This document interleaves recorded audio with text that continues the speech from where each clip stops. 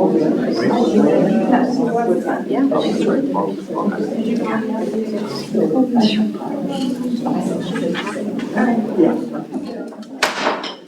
evening, ladies and gentlemen. It's Tuesday, September 16th, 2025, and call the regular meeting of the Universal City Council to order. Call for a quorum check. Mayor Pro Tem Fitzpatrick. Here. Councilmember Goolsby. Here. Councilmember Putt. Here.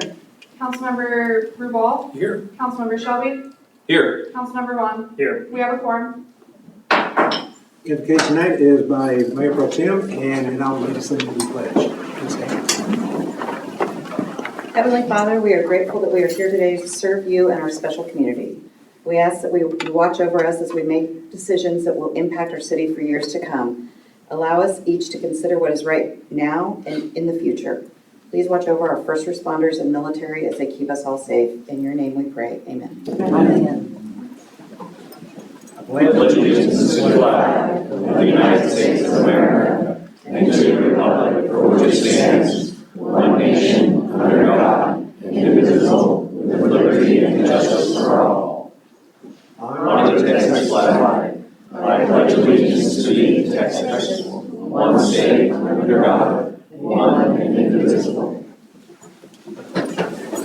Be seated. First on the agenda is citizens to be heard. We have 3 people that have signed up this evening. First up is Mr. William Martinez. If you can come forward, please. State your name and address.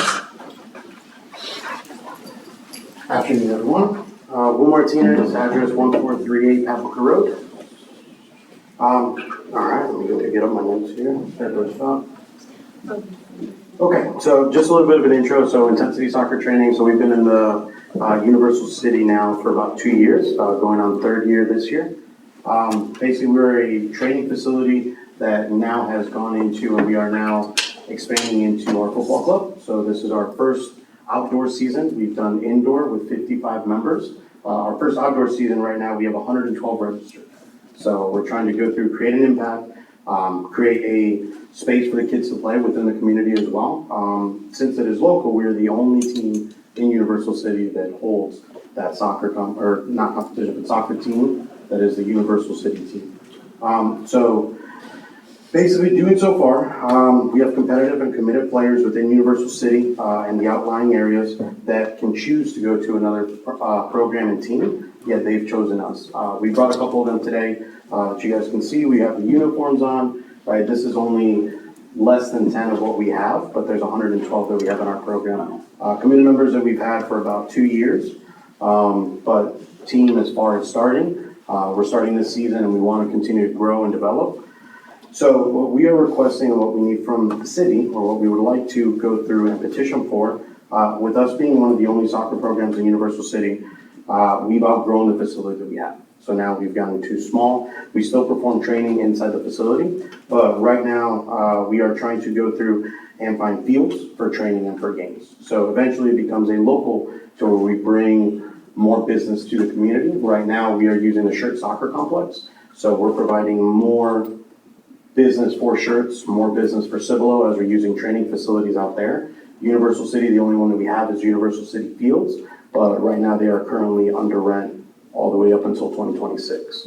So right now we're just trying to go through and petition for availability to use the fields as well. It's not going to be strictly just for us. We are willing to share. We are willing to go through and use the fields as we are a UC residents, as far as myself and some of the members. And we also have a UC business, right? So we want to try and make an impact and try and continue to grow within the city with the council support. And the idea is to continue bringing business locally for the future. As we continue to grow, we're going to need the space, right? We need to be able to ensure that the continued support brings not for anyone else but the kids, right? The idea is that the kids are the ones that get the joy out of this.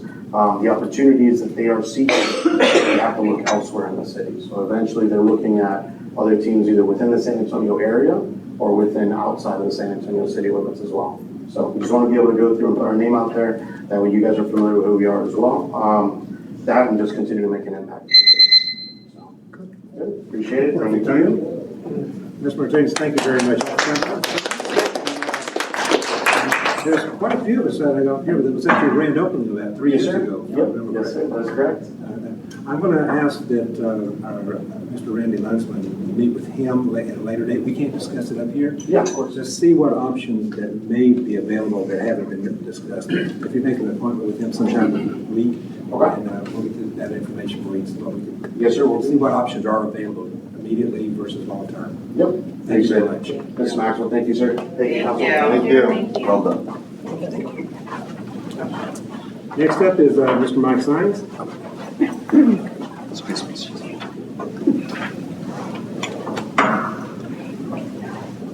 Mike Sines, 13607 Oak Meadows, Universal City, my hallmark city. The other day I went out to market days at the gallery, and I saw so many people there, and I got to see a couple council people there and our mayor there. And to see the excitement of the people when they see you guys out there walking around, mingling in the crowd. I love it when they say, well, there goes so-and-so, and there goes so-and-so. That is so beautiful. How blessed we are to have members that get out into the community and enjoy the functions that we have. So many people don't do that yet. They don't even know we have functions. I wish there was a better way of getting a word out there that, hey, we got a lot going on. I was invited, I don't know how, we had an event on base. So I went on base, the mayor was there, there was a bunch of other people there. And I got to see firsthand why we're so blessed. This mayor knows so many of the military people. This mayor knows so many of the Universal City people. When I watched him walking around, putting this guy together with this guy and hooking them up so they could talk about hiring people in Universal City onto the base and doing all kinds of different things, I was floored. I was like, that must be what Lord Putt always talks about, networking. That's what they do. That's what some of you guys are so good at.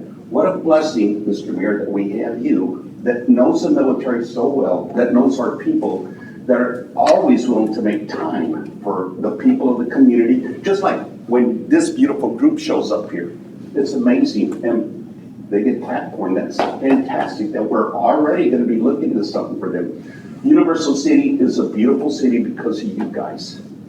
And I just wish more times you would get out and take advantage of meeting the people out when we're having events, because events are so well planned. Thank you, Ms. Putt. You have so much going on with that, but so well planned, and we have so much going on. And for your family that lives around you and stuff, let them know that it's really a great city. I just wanted to say that, and thank you, Mr. Mayor, and thank you, City Council, for everything you guys do. Park that my hallmark city right here. Thank you. Thank you for those kind words, Mr. Sines. Third up is Mr. Gabriel Perel. Did I say that correct? This one works just as good, right? That'll work. Wonderful. First of all, thank you, Mr. Mayor, council members. My name is Gabriel Perales. I'm a Public Information Officer for the United States Small Business Administration's Office of Disaster Recovery and Resilience. And I'm here for two things tonight. And number one is to inform the community of Universal City, Byrd County, of the possible resources that are available to them if they were impacted by the flooding that occurred on July 4th. So really quick, before I do get going, just with a quick show of hands, how many of you here were impacted by the flooding on July 4th? Okay. How many of you know of somebody that was impacted?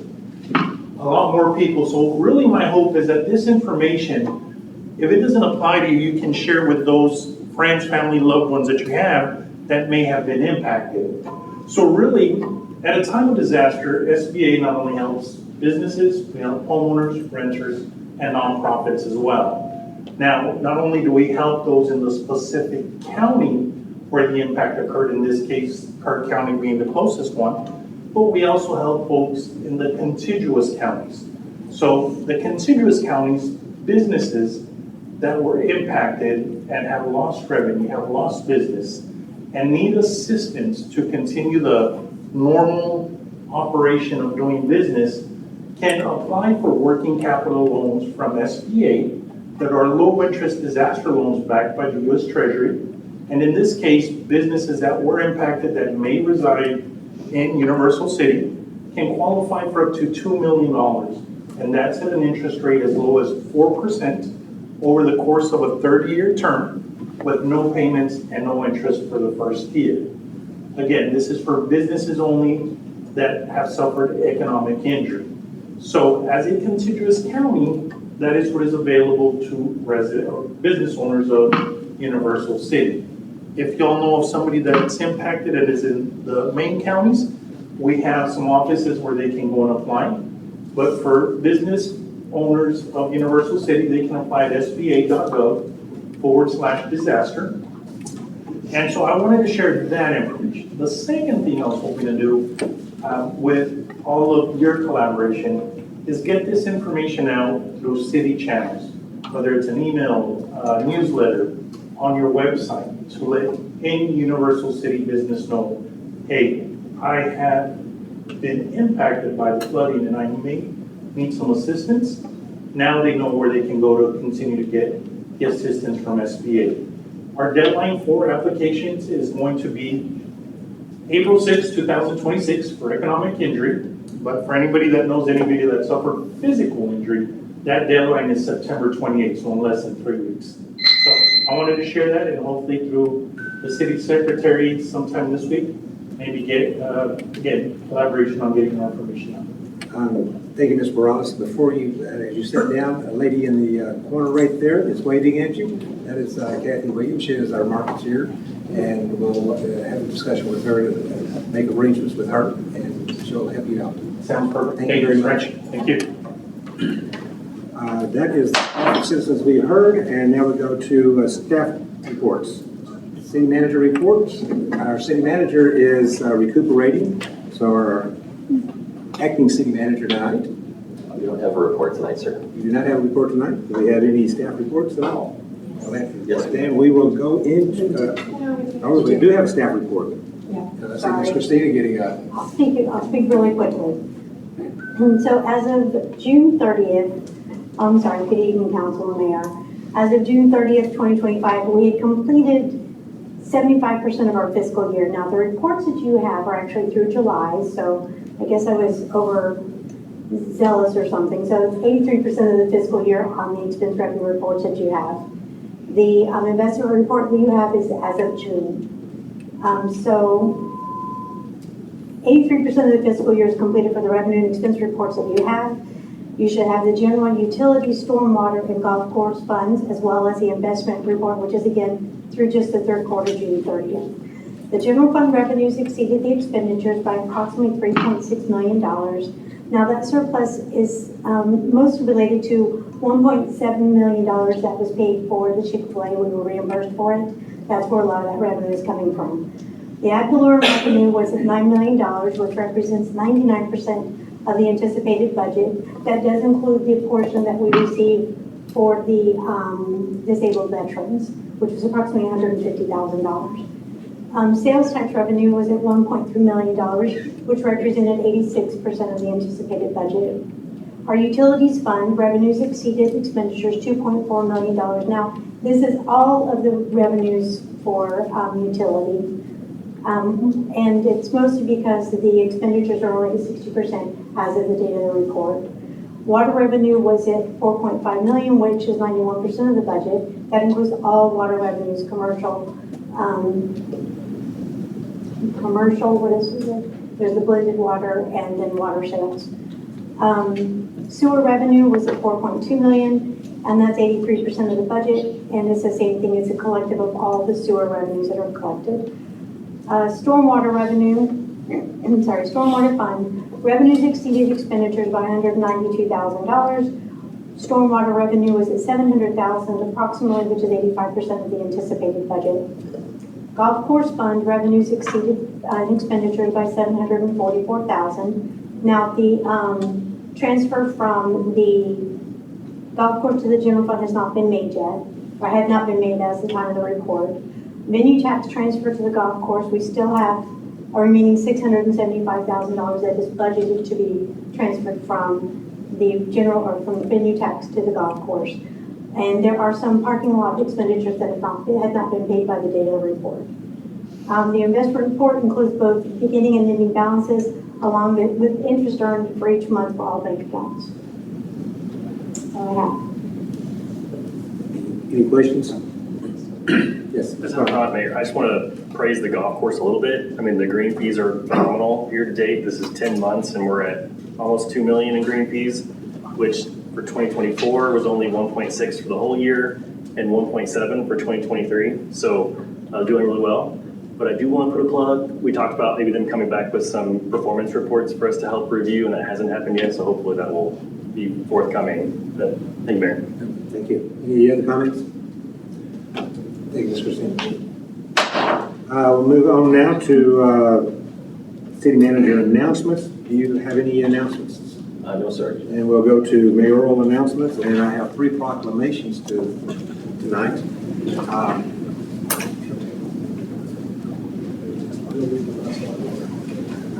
First up, I'd like to introduce Father Christopher and Miss Creasy from the St. Matthew's Episcopal Church, their 60th anniversary.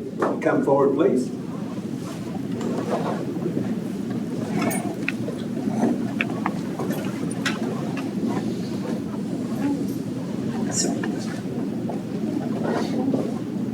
Come right on up here. Yeah, we're facing folks. Oh, We got the revolution out here. We got firing squad and everything.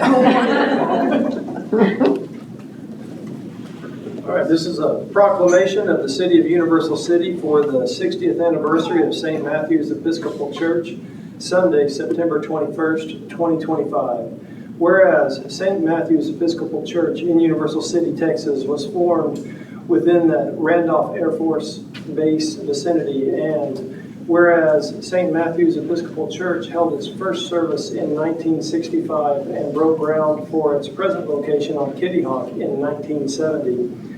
And whereas for 40 years, St. Matthew has maintained membership in the Randolph Area Christian Assistance Program, or RACAP, through which it has served thousands of families in the area by providing food, rental, and utility assistance. The program has 24 churches and local organizations in its coalition. And whereas St. Matthew's facilitates meetings of the Boy and Girl Scout Troops of America, Home Study Music Program, Alcoholics Anonymous groups, AA and Al-Anon, and various Bible study groups, adding to their service of the community at large. And whereas St. Matthew's Episcopal Church has provided and will continue to provide a sanctuary, sense of community, and countless support systems for the residents of Universal City and the surrounding area.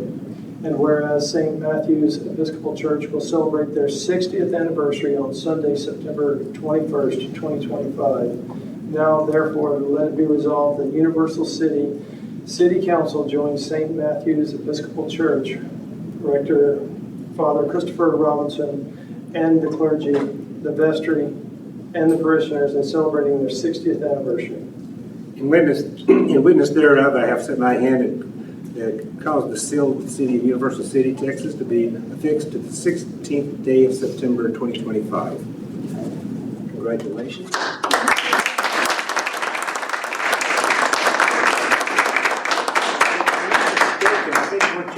One of the founding families. We were my husband was the first resident clergyman here, and we moved over in 1966 to Universal City, and here for 32 years with his active ministry.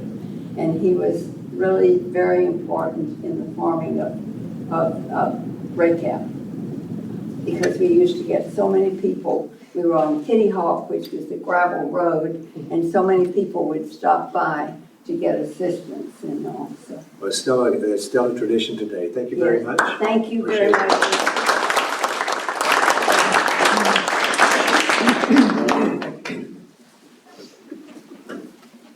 There's more. We now have I'd like to have Miss Cindy Watson. This is the proclamation of the Constitution Week, and the Daughters and Sons of the American Revolution. Ms. Cindy, would you like to introduce your group? Yes, this is my husband Bob Watson from the Sons of the American Revolution. Jane Cantor, who is a chapter member for the Daughters of the American Revolution. Please go on into the middle. And her husband, Timothy Cantor. Of course. This is a proclamation of the City of Universal City for Constitution Week, September 17th through the 23rd of 2025.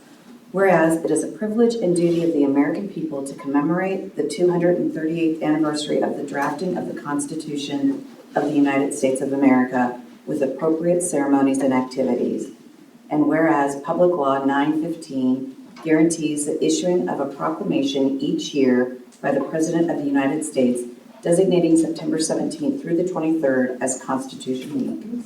Now therefore I, Tom Maxwell, by virtue of the authority vested in me as the Mayor of Universal City, Texas, do hereby proclaim the week of 17th through the 23rd as Constitution Week and urge all citizens to study the Constitution and reflect on the privilege of being an American with all the rights and responsibilities which that privilege involves.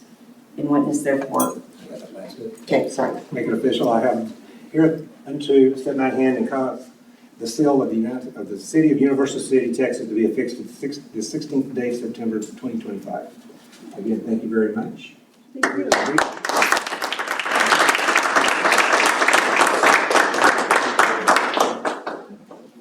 Thank you. They checked their guns on the way in. Do you have any comments or anything? Well, I just want to thank you for the proclamation on behalf of the Daughters of the American Revolution and the Sons of the American Revolution. And what a remarkable, our founding fathers that wrote this Constitution that still stands today. So they were pretty remarkable gentlemen. Thank you very much. Thank you. If you do decide to stay, we promise it'll be more interesting than watching paint dry. Well, my grandsons are waiting for me. Slightly. And last but not least, we have proclamation for the 50th anniversary of the American Legion and Miss Heather Shorthand, also known as the first vice commander. Ready? Ready. Proclamation of the City of Universal City for the 50th anniversary of American Legion Post number 667, September 20th, 2025. Whereas the American Legion has long served veterans and military personnel, communities, and families throughout the country by leading advocacy for the veteran and active duty communities. And whereas the American Legion provides vital support for the U.S. Armed Forces and strives to instill the values of responsible citizenship among all residents.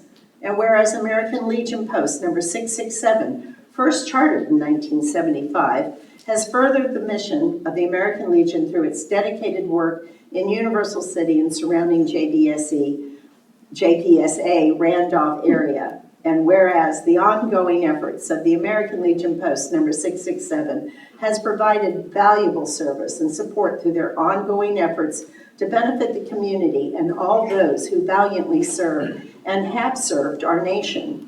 And whereas members of the American Legion Post number 667 in the City of Universal City are gathering on September 20th, 2025 to celebrate and commemorate the 50th anniversary of their post. Now, therefore, be it resolved that the City Council of Universal City joins American Legion Post number 667 in celebrating their 50th anniversary and wishes them a wonderful celebration and ceremony on September 20th, 2025. In witness thereof, I, Tom Maxwell, Mayor of Universal City, have set my hand and caused the seal of the City of Universal City, Texas, to be affixed the 16th day of September 2025. Thank you.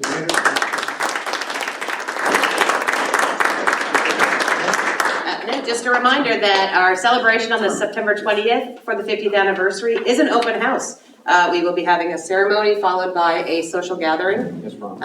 As promised. And we invite everyone to attend. Thank you. As of right now for this celebration of the 50th anniversary for the American Legion, Congressman Cuellar is scheduled to be in attendance. I understand John Lujan is presently our House 118 representative. He is scheduled to be there. Our County Commissioner Tommy Calvert is supposed to be there. Just for FYI, Congressman Cuellar will be leaving our precinct area under the remapping bid. And Mr. Lujan is running for that new seat along with 3 other people. So that's just a little general information. But you're all welcome for the American Legion entertainment and celebration. With that being said, proclamations are over, and mayor announcement. Just FYI, today I had lunch with the Texas Public Policy Forum after action for their title, Victories of the 89 Texas Legislature. Back in February, Mayor Pro Tem and I attended their conference in Austin, and we walked away very, very concerned because this group, they do a lot of good for the public across the board in setting policies and stuff, and then they really and truly try to recruit our elected officials to go with this method, or whatever the degree that they have. They have a lot of really good policies that are going forward. However, Mayor Pro Tem and I and a lot of other elected officials at city and county level have some concern because they have a policy that what they're trying to do is eliminate all property taxes. And that sounds good on the surface in itself. When asked by eliminating property taxes, when asked the question, how are we supposed to supplement and pay our fire safety, personnel, infrastructure, their answer is, well, I'm sure we'll find a way to do it. I just need you to be aware of this. They do some really good work. They've got some great ideas. And I think Mayor Pro Tem will actually verify. In some of the conversations we had, we were the only 2 city-level elected officials at this conference. And it was a kind of mind-boggling because all the other elected officials were at state or national level, and they were presenters. When asked one-on-one, and Mayor Pro Tem, we were talking about a fire truck. And I think the question was, do you even know what a fire truck costs? And their answer was, well, what, $100,000? You know, folks that's been attending meetings and everything else, we're trying to buy down a fire truck 3 or 4 years down the road at $3 million. And if we wait, that's going to be about $8 million. They're totally out of pocket as far as reality goes. Today, I had the same conversation with some folks, and their reaction was, well, we'll probably end up doing the same thing. We're really targeting school taxes. Well, school taxes don't affect my property taxes as far as what we do, but it affects the schools. And they want to do 100% elimination of school taxes. So this is just some of the things that they're pushing for. It was not passed in the legislature, but this is their agenda. So I just want y'all to be aware of that in the future going forward and take a look at it and write your elected officials at the state and national level with your views on those things and do a little research. You can go on the Texas Public Policy Forum. They have a website and you can get all the information you'd like to have. With that being said, it was a nice lunch at the San Antonio Golf Club. And let me tell you something. They know how to do a golf club up there. That's a big one, and it's, I wonder how much money they get supported from the city. With that being said, we'll turn it over to the city council, and since Mayor Pro Tem, you started with the invocation, we'll start with you, and then we will go around. Awesome, thank you. I do concur with Mayor's assessment to kind of pay attention to this group because they do have an interesting agenda. They are very anti-property tax, which would really be very impactful to our community where I think it's 83% of our budget goes towards essential services. So that would be hard for us to recoup. So, but I'm going to talk about something else. This weekend I had a chance to attend a Stop the Bleed class. Now, I've talked up here a lot about the First Responders Junior Academy that we do each year, and I've watched this class be taught 3 times. But this time I was taking the class. And it was a completely different experience, and I will say that I was so glad. I learned so much how if somebody that I know falls and hurts themselves and has starts bleeding, I know how to at least render first aid. And I think sports teams, this is going to be critical. I mean, we all know somebody, we can all be with somebody that is in an accident, falls outside of our house, that has a bleeding wound, and we would need to know what to do. And I feel more empowered to do that now. I also have a kit that I paid for, and those kits run about $100. I was so impressed with it afterwards. The Citizens Police Academy kind of went up to the fire responder that was teaching it, who's Marla, and talked with her about potentially doing a class for the community and seeing what the interest lies. And so we're talking about starting to do that. I think it will be sometime in the near future, next few months, that we're going to offer a class somewhere between $75 and $100 to attend, but you'll walk away with a kit that's worth $100, and you'll also learn how to react in an emergency situation. It's not just gunshots and stab wounds, it's car accidents, it's people that fall. And I think it's really, really a powerful experience. I know Councilmember Putt was there with me, and we both were kind of really in awe of what we learned that day. So hope you are interested in taking that in the future. That's all. Thank you. Mr. Blunt? Hey, Mayor, I just have a question for staff. So kind of discussed tonight that North Lake Park that's pending is planned to have soccer fields. Is that true? North Lake Park? It's not planned to have soccer fields? Okay. Thank you, Mayor. That's all. Nothing to add. Well, I have it. I'll make that for you guys. First off, it's really great to see you all here, and I love the proclamations. It's really wonderful to see the things that are going on in our community and how everyone's involved. To go with what Mayor Pro Tem was talking about, it was fascinating. One of the things I walked away with, excuse me, is I found out that you can call PD Dispatch on the non-emergency number, and if you have a code to get into your house, a garage code, a door code, something like that, they'll put it on your record. So if they ever receive a call from you and they have to emergency respond to you, they have access to your home if you can't get to the door. And I think this is really good information, Kathy Williams, that our community needs to know, because I've always wondered, well, what if I'm having a heart attack and I can't get to the door? You know, did they break my door down? What did they do? And so just give them the code to your house. And I thought that came around great. And that and learning how to stop the bleed. When you leave, you're going to drive around the back of the building and around, and we're going to talk again about our amazing pumpkin patch. You'll see the tents are up. We have our first weekend duty where we're actually setting it up. Parks Partners has nonprofit groups that come in and they do the grunt work because we're too old, and they all receive a little donation to help put it up. And then the pumpkins come the 2nd of October. We love it when the community comes out and helps us put it out. I mean, it's a family affair that really you don't get anywhere else, and only once a year. Football, we're really excited. I love seeing you all here, and those are really intense shirts. And I really hope we can work something out with the city, because we do support our home teams. It's wonderful to see you all there.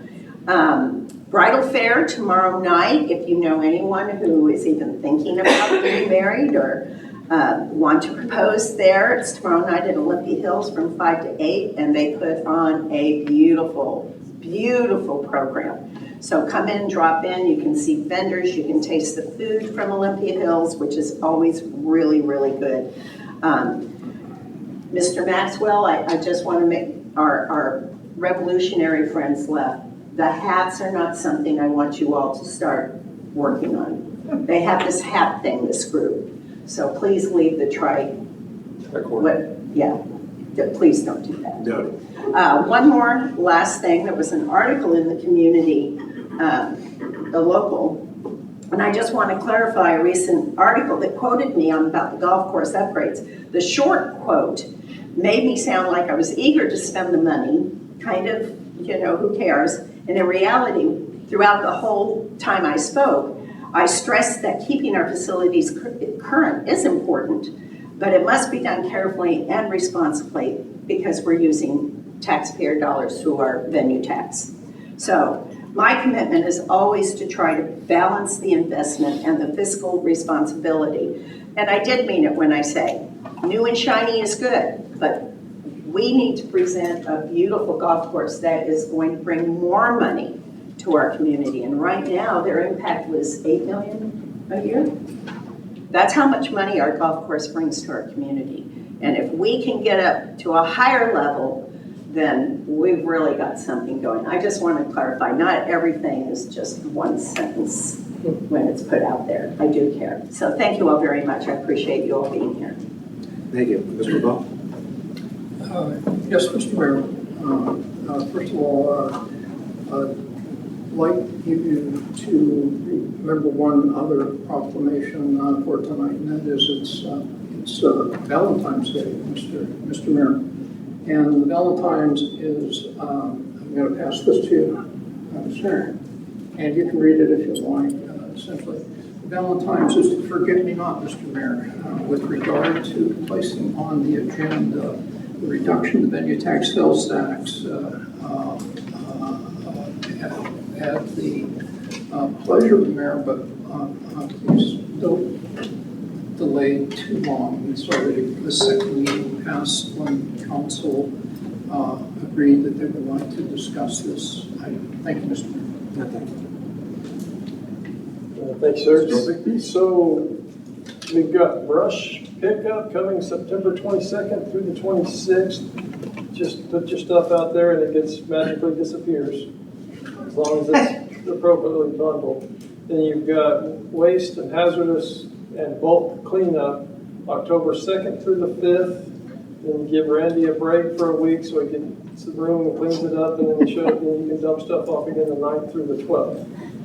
Did I misspeak at all? Am I good? You're correct. All right. That's all I got. Thank you, Mr. Mayor. Thank you very much. No other comments? We'll close that one out and we'll go into the consent agenda. All matters listed under this one will be considered routine by City Council and will be enacted by one motion unless one is pulled. Any suggestion for pulling anything out? Move to approve. Got approval for it? Second. Got a second? Okay. Any discussion? Call for the vote. Councilmember Vaughan. Aye. Councilmember Putt. Aye. Mayor Pro Tem Fitzpatrick. Aye. Councilmember Goolsby. Aye. Councilmember Rubal. Aye. Councilmember Shelby. Aye. Motion carried. Approved. Okay, down to action items. Ordinance 656 F 2025, an ordinance setting the Ad Valorem Tax Rate for 2025 at 0.53000 per $100 of appraised value and appointing a tax assessor collector. Second reading. Call for a motion. Move we approve for the Ad Valorem Tax Rate of 0.530000 with a maintenance operation of 0.442000 and debt service of 0.088000. Second. Second. Any discussion? Call for the vote. Councilmember Shelby. Aye. Councilmember Goolsby. Aye. Mayor Pro Tem Fitzpatrick. Aye. Councilmember Putt. Aye. Councilmember Rubal. Hey. Councilmember Vaughan. No. Motion carried. Approved. Item B, FY25 budget amendments. Good evening again. So at the end of each fiscal year, the funds are reviewed to be sure that we're within our expenditures budgeted at the beginning of the fiscal year and ensuring that they don't exceed those budget amounts. Based on the evaluation, certain funds adjustments are necessary and they're included on the amendment. The amendment is going to be to the court security the court security fund, the PEG fund, state asset forfeiture, and federal asset forfeiture funds. The asset forfeiture funds are funds that we never really know whether or not we're going to have to spend anything. It just happens that we found reasons to or ways to use the money and opposed to using general fund money. And that's all. Move to approve. Second. Any discussion? Yes, Mr. Mayor. Christine, if you would please, what funds are actually short that require this adjustment? Basically, it's going into a general account number for, correct? I guess I don't understand the question. The funds that needed to have an adjustment to the expenditure line items and the revenue line items were the court security, the PEG, and then the two asset forfeiture funds, state and federal. Those are going to be decreased and moved into the general. No, sir. No. Oh, These we're moving funds- it into those funds. No, sir. Basically, we're going to use fund balance that's available in those funds to cover for the revenue portion. And we're increasing the expenditure line because we exceeded what we anticipated to spend in those special revenues. I'm sorry, my hearing aids are so hot tonight. So for example, for the PEG funds, relatively small amount of money, but essentially PEG funds are dedicated to only, for the most part, only equipment, resources and things like that. Yes, sir, for the education channel, yes. Right. So those PEG funds are being augmented or subtracted? Just a basic question because I didn't hear you quite. No, sir, they're not being added or subtracted. The PEG fund at the end of the fiscal year had money left over within its fund. So we budgeted what we thought we were going to need for the fiscal year. Now that we've come to the end of the fiscal year, our expenditures exceeded what we anticipated. So we're now going to use part of the fund balance of the PEG funds to cover those expenses. But all of the expenses are special revenue expenses related to the PEG channel. Okay, that's essentially where I was going. Okay. Because I know that was a restricted fund account essentially. Yes, sir, all four of these are restricted. Okay, thank you very much. Yes, sir. That was my question. That's okay. Thank you. Call for the vote. Councilmember Goolsby the second? Yes, ma'am. Thank you. Councilmember Vaughan? Aye. Councilmember Goolsby? Aye. Mayor Pro Tem Fitzpatrick? Aye. Councilmember Putt? Aye. Councilmember Rubal? Aye. Councilmember Shelby? Aye. Motion carried. Item C, Resolution 966, 2025, for EDC Storefront Improvement Program, Route 1604 and West Byrd Boulevard. Thank you, Mayor, Council. So this is consideration of approval of a resolution that was approved by the EDC this month for the Storefront Improvement Program. The request is for the plan unit development that was approved in 2023 at Byrd and 1604 on the southeast side, so opposite the reunion project. So this got approval first. And as you see, it's the property that's depicted on Google Earth where Mirabella is pointing out right now.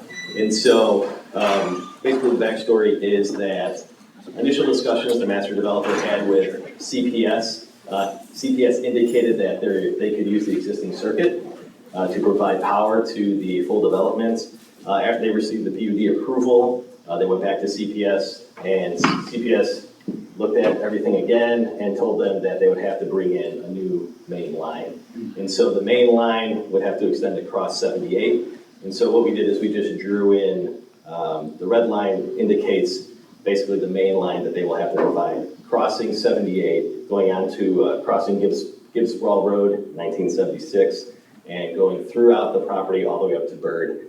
And so that will provide power to the rest of the development. That cost comes to approximately $242,000 that the master developer did not factor in to their pro forma initially based on the conversation that they had with CPS at that time. Therefore, we had discussions with them and suggested that they go to the EDC. The EDC considered this request and approved the full amount. Some of the benefits for this project, it is an economic driver for the city. It's a large mixed-use development that's going to have multiple types of uses, including retail, self-storage facility, apartments, as well as light industrial, office research facilities. And so, again, an economic driver.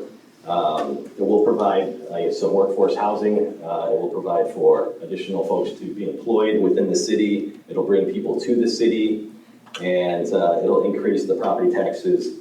And the project itself at full build-out is approximately, this is an estimate, but about $100 million will be spent to fully develop this site. When you take the $250,000 approximately that they're requesting That's less than 1% of the overall investment that the developer will be making. Happy to answer any questions that you might have. Any questions? Mr. Wall? Yes, I think.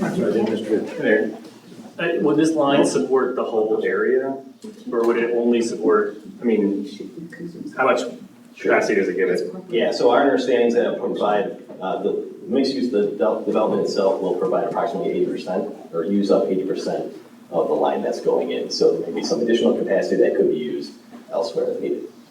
But the apartments would also require this line as well, right? Yeah, the entire, all the uses on this PUD would require this main line. Thank you, Mayor.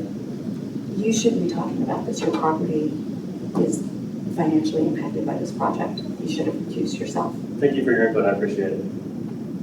That's all from me, Mayor. I can add some additional perspective on what the benefit to the city would be. We did a comparative analysis with similar types of development to try and get an understanding of what, how much property tax could be generated at full build out.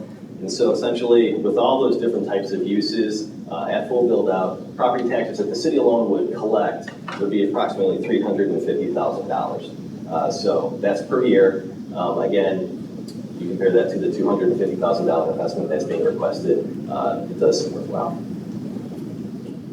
I think you just said it, $350,000 per year. No, sorry, then you know you didn't. The investment by the EDC that we're. The investment is $242,000 approximately. Are we splitting that, or are we covering the whole thing? Covering the whole thing. And I'm just gonna add on to what Councilman Vaughan asked. That provides enough capacity to develop that entire parcel. That's correct. Okay.